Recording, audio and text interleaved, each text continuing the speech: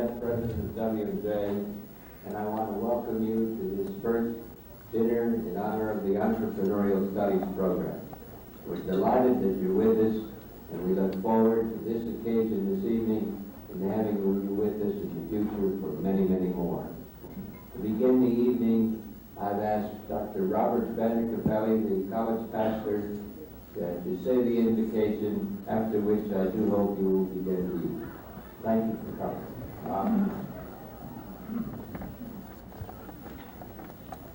Good evening. Let us pray together.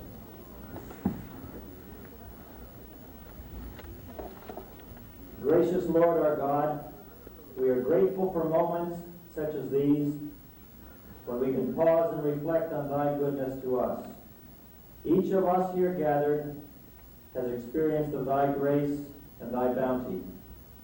We give thee thanks for opportunities that lie before us, opportunities enhanced by our imagination and implemented by future generations who will benefit from these opportunities.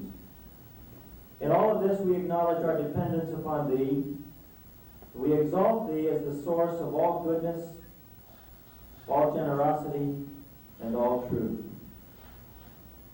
May thy presence be gracious with us this evening as we ask now for thy blessing upon these provisions and upon our fellowship around these tables. In thy name and for thy sake we pray. Amen.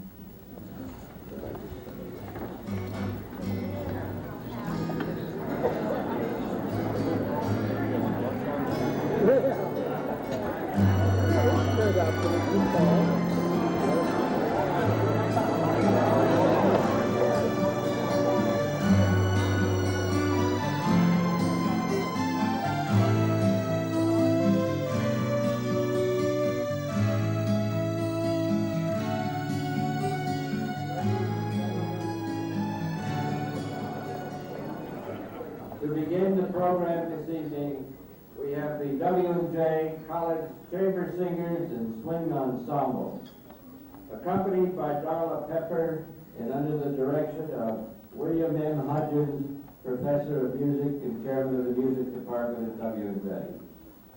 Dr. Hudgens.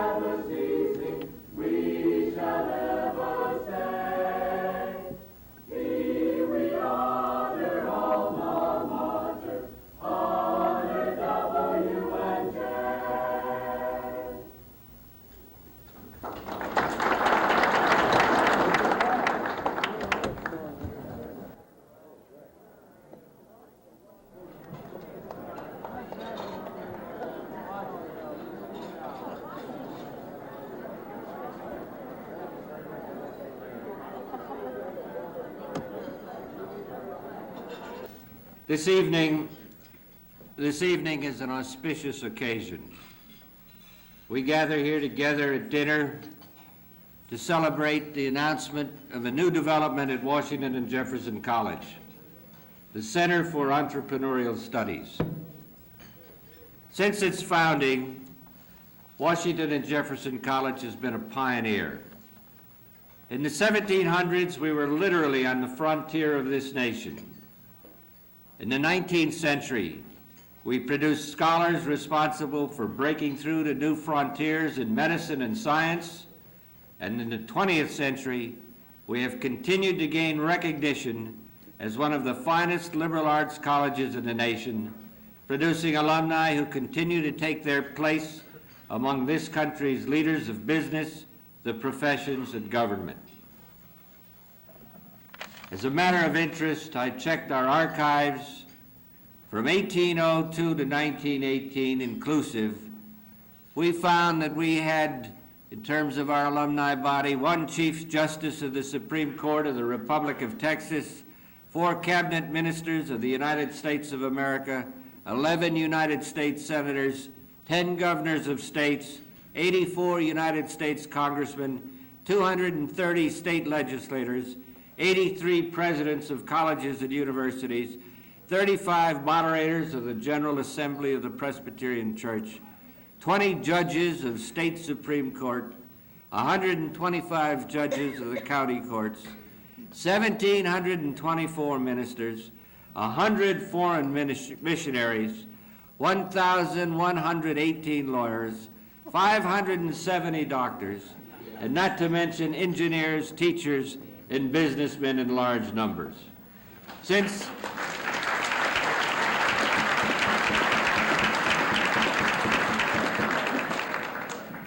1918, we haven't done badly either.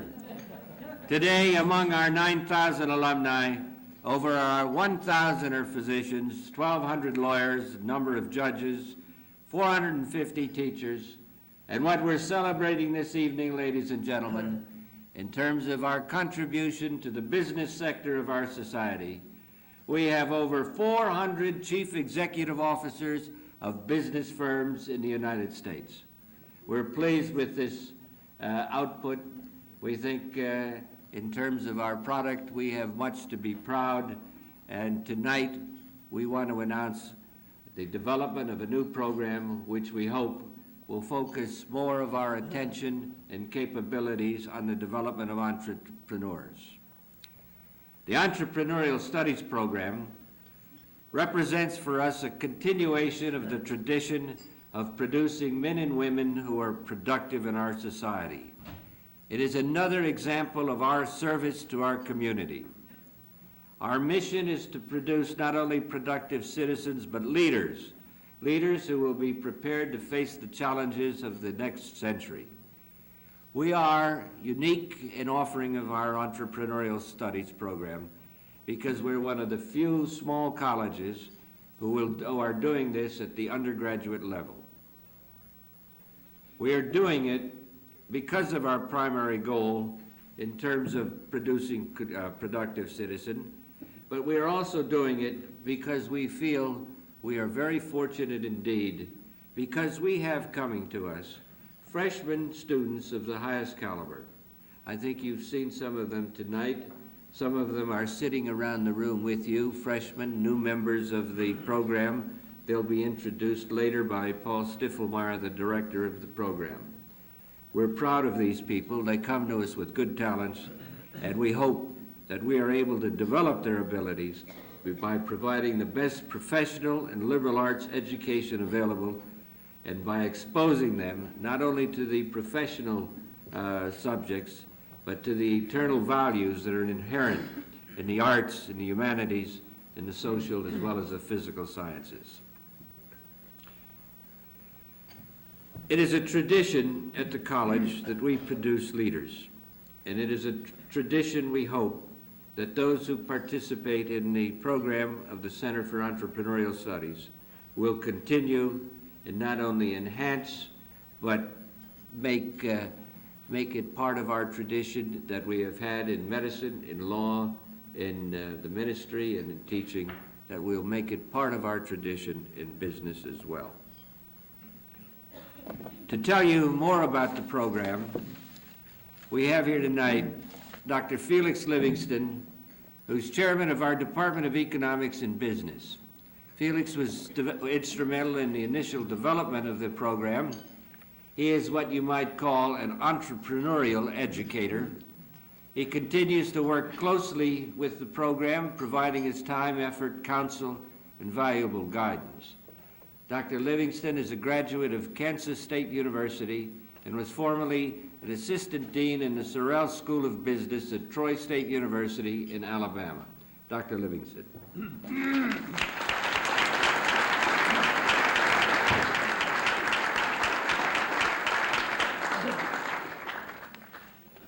Thank you, Dr. Burnett, Dr. Hardy, Mr. Khayyam, Mr. Mason, students, scholars, ladies and gentlemen. My remarks this evening will focus briefly on how the Entrepreneurial Studies program reflects America's magnificent moral and philosophical underpinnings and how the program will extend America's best traditions into the future. In the long, disorderly pilgrimage of history, specific commercial activities have taken place in many different cultures and under many types of governments. Although the concept of profits is ancient, in America, commerce is said to have a new meaning, a new spirit. The spirit of enterprise has resulted in an enormous release of human energy, making America an increasingly productive and dynamic society in which social mobility has become an everyday reality. The inventors of democratic capitalism, Montesquieu, John Adams, Adam Smith, Benjamin Franklin, and others, greatly feared the concentration of power. They believed that no one human being is wise or good enough to be trusted with individual power. To avoid unitary power, they separated economic institutions from each other and from the state. In earlier eras, clergymen and aristocrats had controlled to a great degree economic activities. Clergymen had meddled in politics and political leaders in religion. Both clergymen and political leaders heavily censored intellectual activities and the arts. As they studied the historical record, America's founding fathers noted the relationship between the design and the performance of a system. Serious structural difficulties were discerned in the civic orders of ancient Greece and the Roman Republic, in those of the Holy Roman Empire and in various other ancient regimes. They saw that old orders discounted the capacities of commoners to direct their own activities, to form their own practical judgments, and to make their own choices. They discerned that even from a situation of great original riches, most systems had ultimately produced laziness, extravagance, poverty, and ruin. The rule of law, which was formalized in the United States almost 200 years ago with the ratification of the Constitution, is necessary for the establishment and the enforcement of private property rights, which in turn are necessary for a market economy to prosper. If laws are applied equally to all citizens, including those officials who enact them, then no arbitrary obstacle should prevent people from achieving those positions which their talents fit and which their values lead them to seek. Not birth, nationality, color, religion, sex, nor any other irrelevant characteristic should determine the opportunities that are open to a person, only the person's abilities. It is our hope that the Entrepreneurial Studies program will encourage a new generation to pursue what has come to be called the American dream. Students will be prepared to go into any business, to follow any occupation, or to develop and manage any new business venture. Robert Frost once said, "Some people want to homogenize society everywhere. I'm against the homogenizers in art, in politics, in every walk of life. I want the cream to rise." At Washington and Jefferson College, we also want the cream to rise. It is our belief that providing high-caliber students a balanced program of instruction with exposure to the physical and social sciences and the humanities prepares them to continue an important process first conceived by Adam Smith over 200 years ago.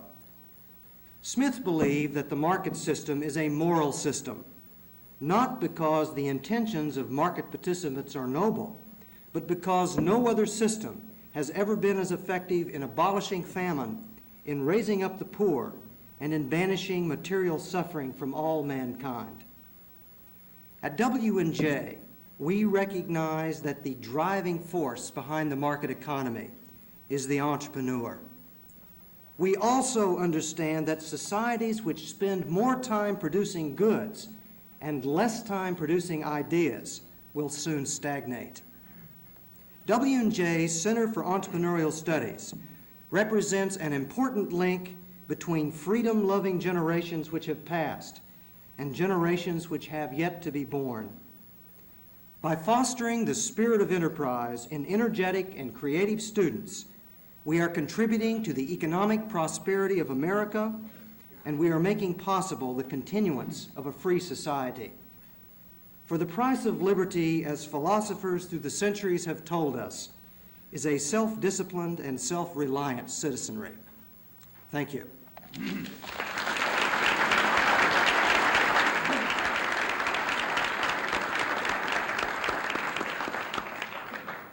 Thank you very much, Dr. Livingston. To be the director of the Center for Entrepreneurial Studies, we were fortunate to be able to obtain the services of Paul F. Stiffelmeyer, Jr. Paul joined us in August of this year and has been absorbed since in transforming the idea of an entrepreneurial studies program into a reality. He is both an entrepreneur and an educator, and brings this combination of skill and vision that are required to make this program a resounding success. He is a graduate of American University and earned his MBA at Suffolk University in Boston. He has had a 14-year career as an entrepreneur in commercial banking and corporate finance, culminating as Chief Executive Officer of Waterfield Mortgage Bankers in San Francisco. He has eventually formed his own management consulting firm, Beacon Street Associates. Ladies and gentlemen, I am proud to present to you this evening the Director of the Entrepreneurial Studies Program, Mr. Paul F. Stiffelmeyer, Jr.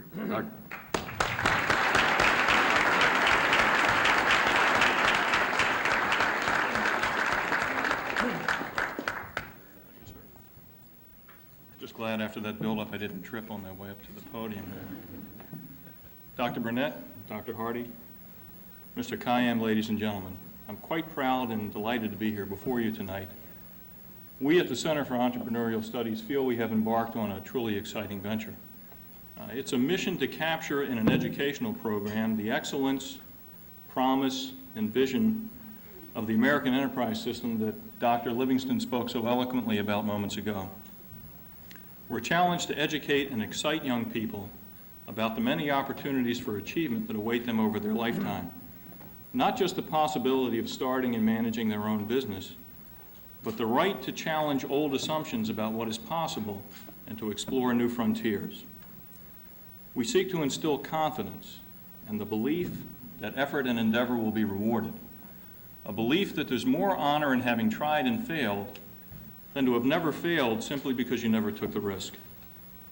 But beyond that, we must instill an expectation of success, a willingness to take risk, and the ability to visualize, plan, and execute.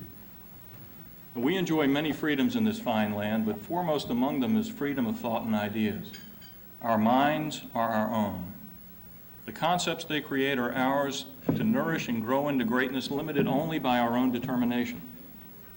We recognize that many deserving ideas fall by the wayside and wither, not through lack of determination, so much as a lack of insight, planning, and basic skills and resources. If we could provide a simple map or chart to show the way to success, how easy it would be. But as you know all too well, that's not the way it is. Assembling the tools and resources needed to transform the would-be entrepreneur into the successful entrepreneur is indeed a mighty task. So it's our goal, therefore, to take willing and determined minds and open their awareness to the many resources that exist, not just in the classroom, but in far greater abundance beyond the classroom. In short, to give these young students the wings that will enable them to soar to new horizons. As I look around the audience tonight, I see a vast array of skill, knowledge, and experience. What if we could harness that as a resource and make it available to our students? What insight they could gain, not just to business, but to life. Think of a network of business leaders willing to share their experience with our students. You who have already soared to new frontiers of business are uniquely qualified to set the best example to those who now seek to follow you. Just as a symbol of our program, the eagle can learn to fly only by watching other eagles in flight and through sheer dedicated effort, we recognize that our scholars will not become entrepreneurs simply through classroom participation, no matter how excellent the courses. They, like young eagles, must be taken under wing and allowed to share the wealth of experience that exists outside the classroom. Throughout their college careers here, we hope to be able to provide internships and summer employment for our students with firms that are managed with innovation, creativity, and vision. I'd like the Eagle Scholars to please rise now, if they would. Come on now.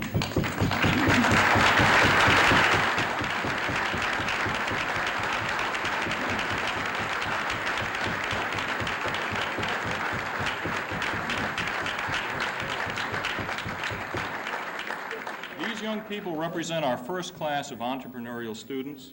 They're bright, articulate, scholarly, and active. And as you just evidenced, they deserved a round of applause. Please be seated. Thank you.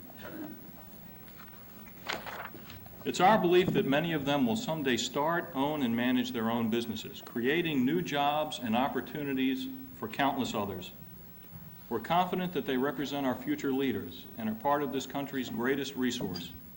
Like young eagles, their horizons and opportunities are limitless. I'm hopeful tonight that many of you will recognize the same promise that we know exists in our entrepreneurial program. Please consider sharing some of your vision, experience, and insight with these students. We need you to donate some of your valuable time by welcoming our students into your firms or by visiting our campus to discuss the real issues that they will face in business. We ask that your firms become a resource to our program by providing internships and summer employments to these students at a level at which they can make a real contribution to your organization, as well as gain lasting experience. We seek your counsel on ways in which the program can become a true resource to the business community and provide an impetus towards the improvement and nourishment of a very positive environment toward business and the entrepreneur here in Pennsylvania. We want to establish the strongest ties possible between you and our students, and in that way between the business community and the Center for Entrepreneurial Studies. And I'd like you to think of yourselves as golden eagles with an opportunity that's reserved for very few. And think of the reward. After all, how many people can look skyward and say, I taught that eagle to soar? Thank you very much.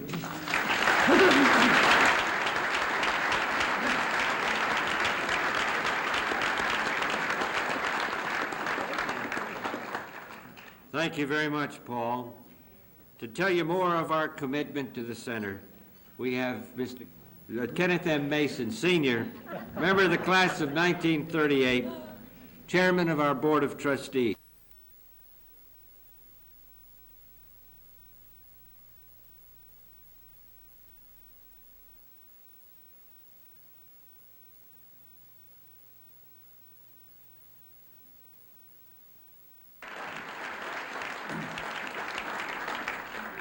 This new program is very much in keeping with W&J's mission to be academically creative and innovative, and to maintain high quality in three areas: curriculum, faculty, and graduates. We strive to prepare students to participate in and to contribute to society as it exists and as it ever changes. W&J has always taken great pride in the quality of its graduates and the education it has given them. Over the past several decades, the professions of medicine and law have benefited from the J men and women who have joined their ranks. and now it's highly appropriate that we add the business professional to our specialty list. I hasten to point out that we have another goal, too, in some respects just as important as academic excellence, and that is to graduate responsible citizens. And we invite comparison in that regard.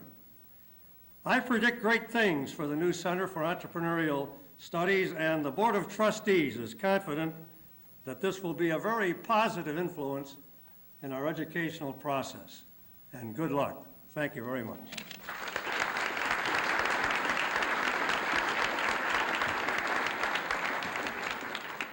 Thank you very much, Ken. I've always teased Ken about his age, because if you saw our latest publication, there was a picture of Ken standing and me seated, and I told him, I said, you know, that's a great father and son photo. But he countered with, yeah, but which one's the son? Anyway, the man who's really responsible for this program, the man whose vision made it possible, is Mr. Joseph A. Hardy, Sr., founder of 84 Lumber Company, entrepreneur, and benefactor of Washington and Jefferson College. I can recall our meeting when Joe announced that he would provide a grant of $2 million to W&J, conditioned on our willingness to earmark the funds for a program which would accomplish two goals. First, it would have to be a program which would give students the skills and abilities necessary to pursue opportunities to become independent businessmen like himself. And second, it would have to be a program which would be most likely to benefit not only southwestern Pennsylvania directly, but our whole country. He has worked with us to bring his vision to reality, with the result that we presently have 25 students enrolled as the first class of scholars in a program that we are confident will be second to none in the country. We are fortunate indeed to have the support of a man like Joe Hardy. He has built a nationwide business of the highest reputation. Joe began 84 Lumber Company with one store and has gradually expanded until the company now has over 400 stores with sales of over $600 million annually and 35,000 not employees but associates. He values hard work and diligent effort. He has the ability to inspire not only those who work for him, but those who are lucky enough to be associated with him.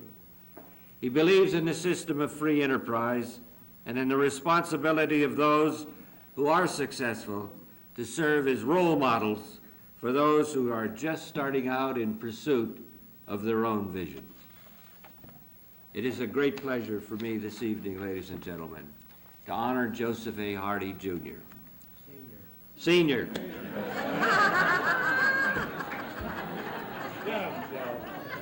I did it again. Joseph A. Hardy, Sr.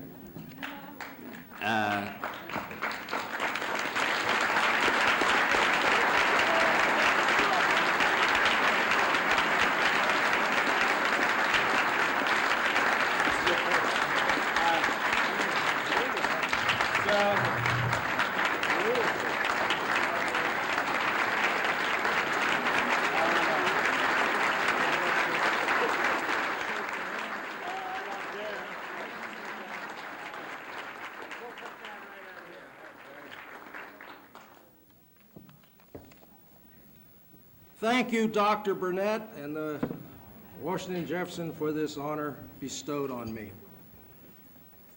I was happy to hear this eagle was not rented for tonight, but it's for me to keep. I hope Pete Cameron or another equally famous person will be honored with this Top Gun Eagle Award next year.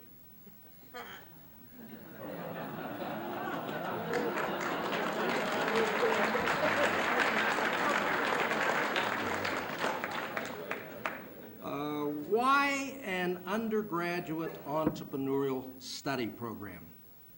The entrepreneurial desire for achievement begins early in his or her life. The lemonade stand, the paper route in Mission Hills, selling wild daffodils on Bethel Church Road on Good Friday, managing the weekly football pool at Pitt University, the thrill, the ecstatic feeling of making a buck starts early. Today we read about the 29-year-old who recognized an unfulfilled simple need. He developed a technique to fulfill that need. His net worth today is $2 million. The entrepreneur is saving the American free enterprise system. This is why you and I should invest some, any, part of our good fortune and energies in future America. Dr. Livingston and Paul Stiffelmeyer have put together a curriculum in the Entrepreneurial Studies program which moves the designated entrepreneur on a more direct and thorough course for achievement in the real world. The creation of this program was a challenge I made to Dr. Burnett. I am proud he has responded with as fine an answer as the Center of Entrepreneurial Studies. I hope you will join me in encouraging the development of this program. Thank you.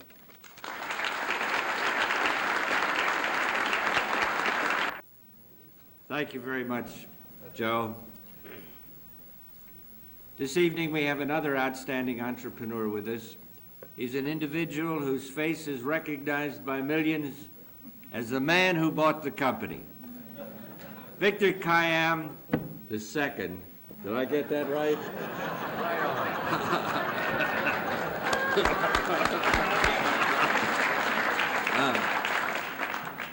Victor Khayyam II decided to go for it when he recognized that opportunity had presented itself in the form of Remington products. He took the risk, marshaled the resources, and the rest, and as they say, is history. We are pleased and fortunate to have him with us tonight, and so without further delay, ladies and gentlemen, our keynote speaker, Mr. Victor Khayyam.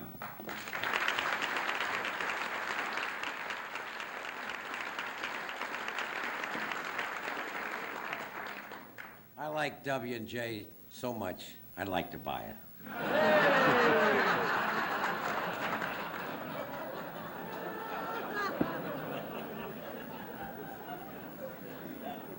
Well, I really am deeply honored to be among my family, which is entrepreneurs, because I am one, and I think what Dr. Burnett and Joe Hardy have done with their associates is really an outstanding attempt to help and build America, because that's what it'll do. I think today, as Joe Hardy said, the future of the country is in the hands of the entrepreneurs. Mr. Webster has a definition of what an entrepreneur is. In his dictionary, he says that it's someone who assumes the risk and responsibility of an organization or an entity.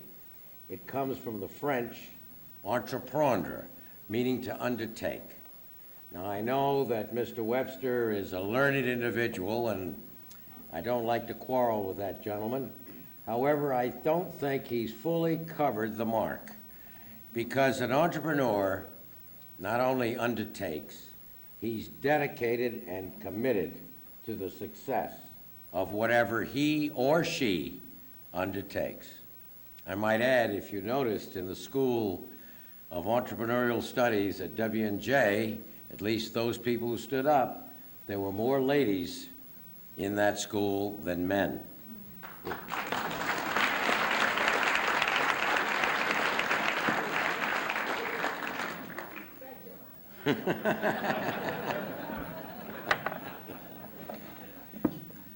An entrepreneur has to take risk.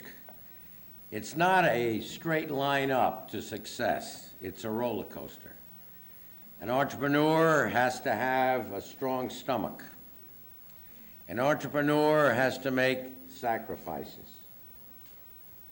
But what the entrepreneur works for is more within himself or herself than from any outward trappings, any visual means of material wealth. Those people that you see who walk around with the gold neck chains, who drive the Rolls Royces, those people basically are insecure. They wouldn't have to do that if they had the confidence within themselves of their own accomplishments. An entrepreneur is driven by a goal. It's a goal of success. It's whatever he or she believes that success is. The entrepreneur approaches life not with a shotgun, but with a rifle. Because the entrepreneur is dedicated to what he is or she is doing, he doesn't have time to dibble and to dabble, because whatever he decides he wants to do, he's going to devote himself fully to it. So it's a narrow existence. Before dinner, I talked to some of the people here, and they were entrepreneurs, and I talked to their wives, and they have the same problem that we have, my wife and I, because the women are the ones who sacrifice. The men aren't home. They don't give a damn about who the latest hairdresser in town was. They don't go out to socialize and chit-chat. They have a love. It's a love of accomplishment. It's a love of succeeding. And the goals that they strive are their own goals that other people may not see. They don't visualize. They don't understand. But it's their way of life. And they can see things that other people can't see. You've heard the old story about the glass of water that was full halfway up. Was that glass of water half full or half empty? Two people looking at it will see two different things. But the entrepreneur will see something that can lead to opportunity and will seize it. The other person will see it, note it, and pass it by, and the opportunity is lost. I was asked earlier, how did the commercials in which I appear happen? Was it Madison Avenue? Was it some genius sitting in an ivory tower that thought of the idea? No. It was purely an entrepreneurial venture. It could have happened to anybody. I had been working for some 30 years at that time in obscurity, just like all of you, working hard, trying to succeed, trying to believe that you were doing something worthwhile that you could be proud of. But nobody knew who the heck I was. And one day, I was lucky enough to acquire Remington, and I looked at the television commercial that Remington had been running, which was a giant helicopter carrying an enormous shaver and dropping it on a peak in Pikes Valley. It was high, anyway. And I said, my God, to the agency, what are you doing? What are you trying to sell? I think you're selling helicopters. And they said, oh, no, we want to get through the clutter. And I said, well, you're getting through the clutter, but I don't think you're selling anything. So I sat down and wrote a commercial, because I used to write commercials for a product that was very dear to the ladies' hearts. The product was Playtex brassieres. I also handled the girdles, by the way. Don't any of you old folks, fogies in the room like me, remember the slice of life? There's certain slang terms that you use to describe commercials in the trade. slice of life, nuts and bolts. Those are the kind of commercials that have different approaches. A slice of life is a true life situation that is portrayed in the commercial. And I remember one of them I wrote for Playtex Braziers with Mabel and Gertrude. How many of you out here remember that? If you do, raise your hand. Where Mabel goes into the supermarket and reaches up and grabs a box of cornflakes. And Gertrude says, "Mabel, how can you reach up for that cornflakes? Doesn't your bra bind you?"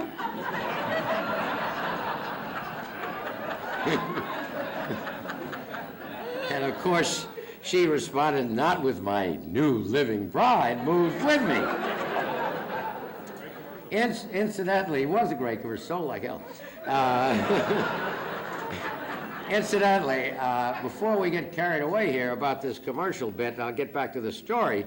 I did appear in a commercial myself some 20 some odd years ago. You didn't recognize me, and I'll explain why.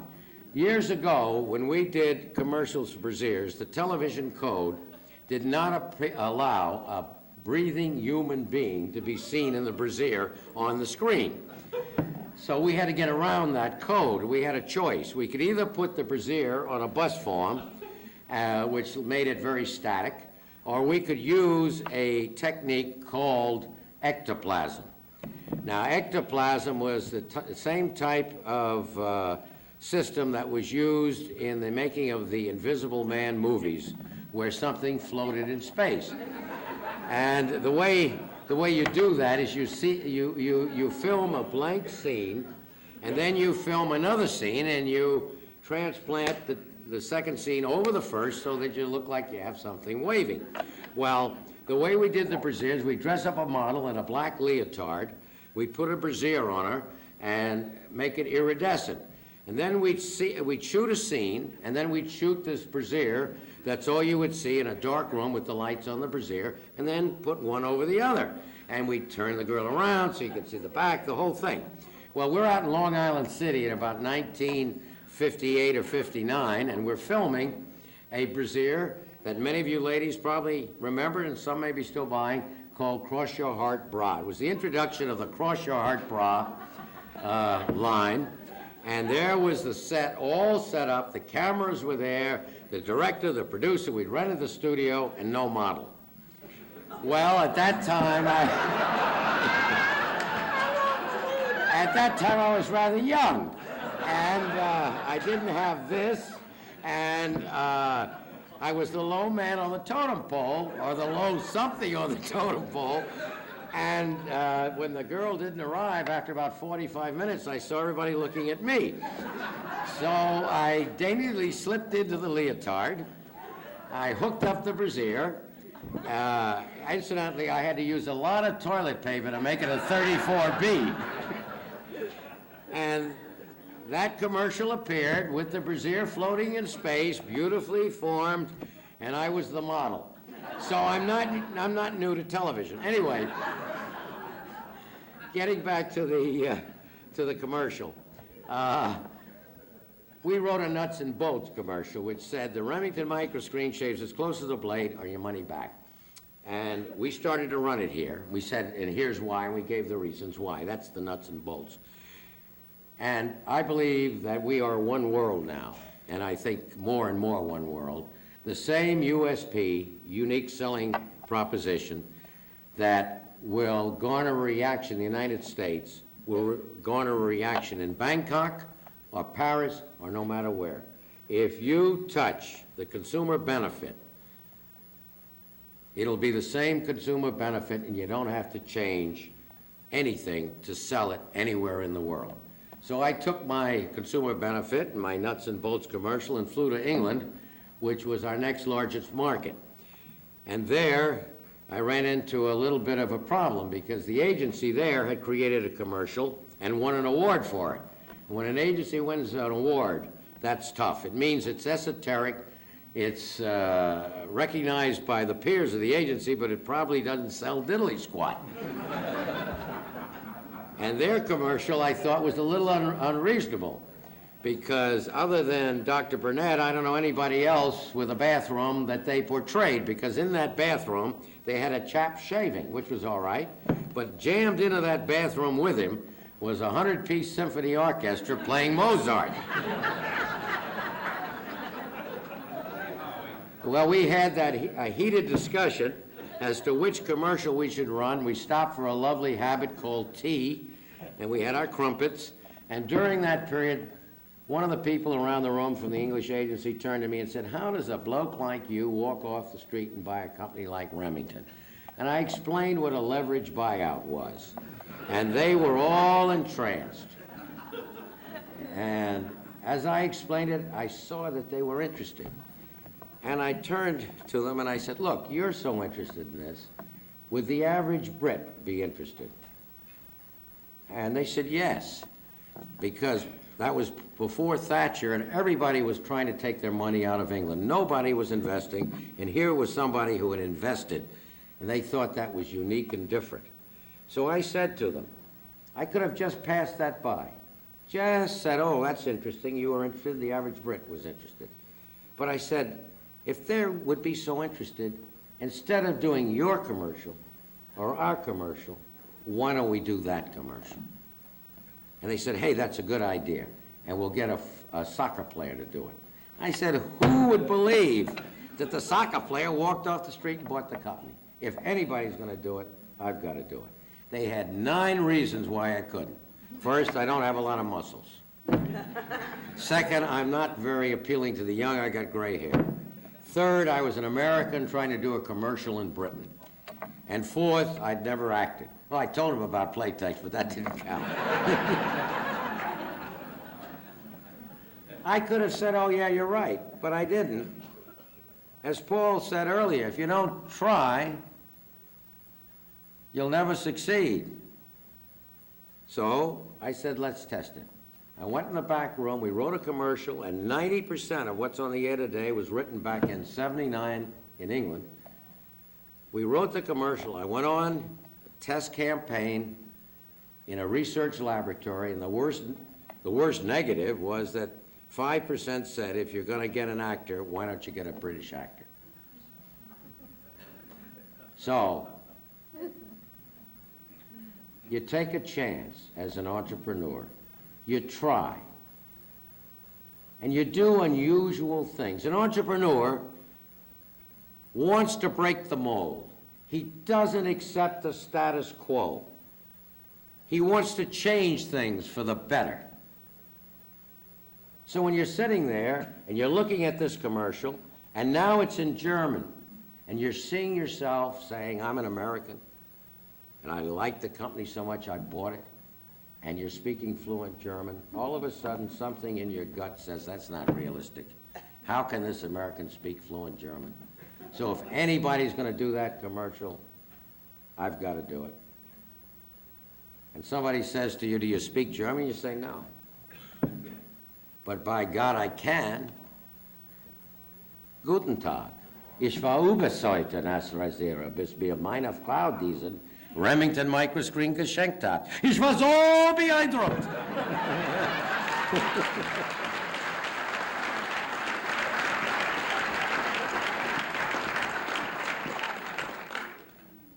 That commercial appears in 31 countries in 15 languages, and I do them all. And I'm here to speak to you tonight as the world's greatest 29-second linguist. The entrepreneur does more for the world than anyone else. When you think about the inventions that have occurred in recent years, in fact, through history, they haven't come from large organizations. They haven't come from international corporations. More inventions, more patents are filed by individuals every year than all the patents filed by corporations. When individuals create, they build. Individuals make companies. Individuals make countries. Companies or governments don't make individuals. So the founding of the School of Entrepreneurial Studies at W&J is not just an educational process. It's not just a benefit to these young folks who are embarking on a different way of life. It is a benefit to our country. Because today, we face, as a nation, competition that can destroy our standard of living, competition that ultimately might even change our way of life, unless we have the individuals who can rise, as was said earlier, to become the cream, we're going to fall behind. The one thing we do have that no other country today has is the freedom, the mobility to move, the opportunity that exists in our society. What W&J is doing to provide the opportunity, and what Joe Hardy has done to give this opportunity to many children over the years as they come through the School of Entrepreneurial Studies, will be of such great benefit. You see, the world has shrunk. It used to be that you lived in Pittsburgh and you were competing with Philadelphia or Cincinnati. Today, you work in Pittsburgh and you compete with Singapore or Paris or Nairobi. We're in a medium age where information flows instantly. The power of television is enormous. I wouldn't be here speaking to you today if it wasn't for television. We wouldn't have the President of the United States that we have today if it weren't for television. It is the most significant, powerful medium that exists. It brings to life the world instantaneously. And we as a nation are no longer insular. We're caught up in a global movement. The size of this earth is shrinking day by day. And we as a society are facing other societies who are striving to better their lot. Those governments, either elected or in power, are there primarily to raise the standard of living of the peoples in that society. Here, when you go out, you can decide whether you want steak or chicken for dinner. In many countries of this world, they have no choice. It's whether they eat it all. So they are willing to work harder. They're willing to work longer than our society today is. We feel we've earned it. I remember not too long ago, 3 years ago, a national holiday in Taiwan when the work week was shortened from 66 hours to 60 hours. Can you imagine a holiday in the United States if we ever went back to a 66-hour work week? But that's what we're competing with. And as their standard of living rises, unless we are strong enough and smart enough and have enough entrepreneurs to keep the leadership we now have, we will fall behind and our standard of living will suffer. It's an exciting life today because we are seeing an evolution. We are seeing a world in transition. We're seeing our financial markets completely changed. In the old days, you never worried what the currency was in another nation. All you worried about was selling your own product at a fair price. Today, everybody in business except service businesses, perhaps, or those that are insulated by geographical boundaries, are confronted with situations over which they have no control. What's happened in the last 4 years in this administration has been a disaster to the manufacturing infrastructure of the United States. Many things have happened that are good in this society over the last 4 years. We have an increased sense of patriotism. We've rebuilt our military. I don't know if the degree to which we've rebuilt it is wise, but we have. But one thing that we have done through all of this, because it took financial manipulation to allow this country to become to go from the largest creditor to the largest debtor nation in a period of some 7 years, it took creativity to do that, and also to destroy manufacturing in the United States. How many plants, how many businesses have left, never to return?